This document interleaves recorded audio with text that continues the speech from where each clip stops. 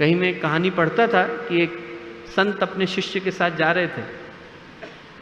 उन्होंने देखा कि एक घर से बहुत जोर जोर से लड़ने की आवाज़ आ रही है, पति पत्नी लड़ रहे थे, बहुत जोर जोर से लड़ रहे थे।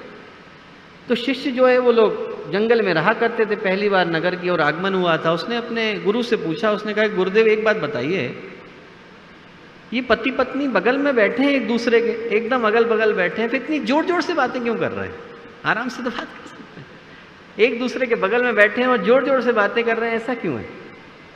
संत बोले, जब दिल में दूरियां हो जाती हैं तब आदमी जोर जोर से बातें करता है, और जब दिल नज़दीक हो जाते हैं तो आदमी चाहे यहाँ बैठा हो, अमेरिका में बैठा हो, फर्क नहीं पड़ता, लगता है एक ही कमरे में बातचीत हो रही है। दिल में दूरियां हो गई, दिल में दूरियां हो जाती हैं तो आदमी साथ साथ रहते हुए भी चिल्ला चिल्ला करके बातें करता है, और आज आदमी के दिल के अंदर दूरियां हो गई।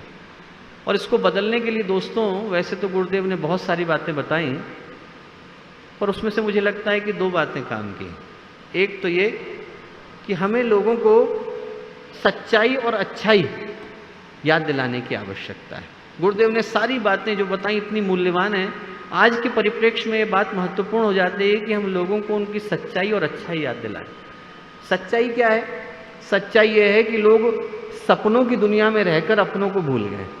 सच्चाई है कि आदमी इंटरनेट में, टीवी सीरियल्स के अंदर एक ख्याली दुनिया में रह रहा है। आदमी ने अपने रिलेशनशिप जो है इंटरनेट में बना रखे हैं, आदमी ने अपने संबंध जो हैं आभासी दुनिया में बना रखे हैं, और इस चक्कर में जो आसपास के संबंध हैं उनको भूल करके बैठा है।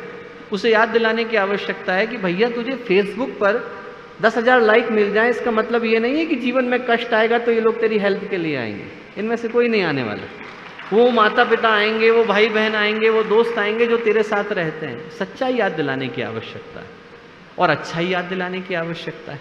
आप देखो तो हमारी सोच ऐसी हो गई है, जिसको हम लोग संस्कृत में कहते हैं पर छिद्रान्वेषण, कि आदमी दूसरे की गलतियों का अन्वेषण करने के लिए तैयार है। एक गलती हो जाए उसको आदमी बिल्कुल नीचे ला करके खड़ा कर देगा। जिंदगी भर आदमी ने अच्छा जिया हो, एक गलती हो जाए आदमी एकदम उसको निकम्मा ठहरा देगा। महाराज पृथु, जिनके नाम पर पृथ्वी पड़ी, उनने भगवान से वरदान मांगा था कि मुझे 10,000 कान मिले, ताकि मैं हर कान से भगवान की गुणवत्ता को, गुणों को सुन सकूं, उनकी महिमा को सुन सकूं। ऐसा महाराज पृथु ने वरदान मांगा था।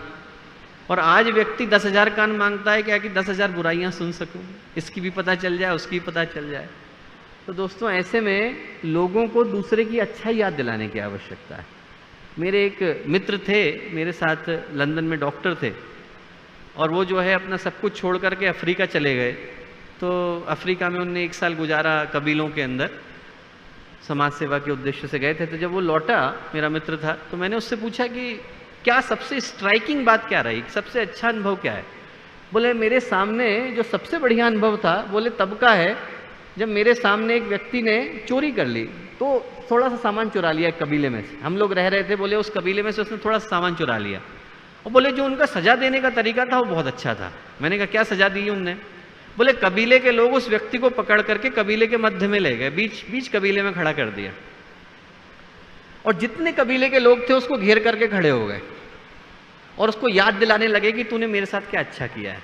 तू ये व्यक्ति नहीं है, उसको याद दिलाया, तू तो भला आदमी, तूने मेरे साथ एक बार वो अच्छा किया था। दूसरे ने याद दिलाया, तूने एक बार मेरे बच्चे को ध्यान दिलाया था, तूने एक बार मेरे घर में हेल्प कराई थी, तो ये था। उसको याद दिलाया कि तू अच्छा आदमी है, भटक करके ऐसा काम कर रहा है। वो आदमी फूट फूट करके रोने लगा। बोले उसके अंदर का जो अपराधी था 1 मिनट के लिए गायब हो गया। हमारे YouTube चैनल को सब्सक्राइब करें और बेल आइकन को दबाएं ताकि आपको नोटिफिकेशंस मिलते रहें।